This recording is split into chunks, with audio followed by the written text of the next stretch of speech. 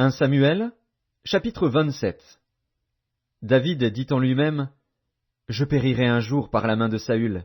Il n'y a rien de mieux pour moi que de me réfugier au pays des Philistins, afin que Saül renonce à me chercher encore dans tout le territoire d'Israël.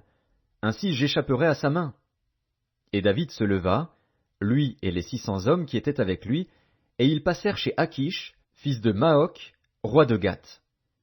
David et ses gens restèrent à Gath auprès d'Achish. Ils avaient chacun leur famille, et David avait ses 2 femmes, Akinoam de Jizréel et Abigaïl de Carmel, femme de Nabal. Saül, informé que David s'était enfui à Gath, cessa de le chercher.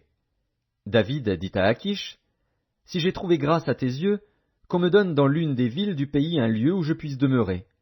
Car pourquoi ton serviteur habiterait-il avec toi dans la ville royale ?» Et ce même jour, Achish lui donna Tsiklag. C'est pourquoi Tsiklag a appartenu au roi de Juda jusqu'à ce jour.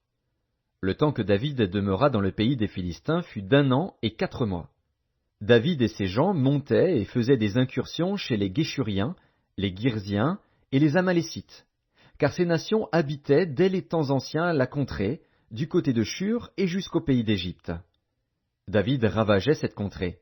Il ne laissait en vie ni homme ni femme, et il enlevait les brebis, les bœufs, les ânes, les chameaux, les vêtements, puis s'en retournait et allait chez Achish. Achish disait, « Où avez-vous fait aujourd'hui vos courses ?»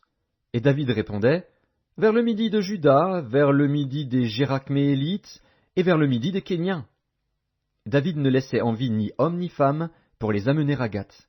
Car, pensait-il, il pourrait parler contre nous et dire, « Ainsi a fait David. » Et ce fut là sa manière d'agir tout le temps qu'il demeura dans le pays des Philistins.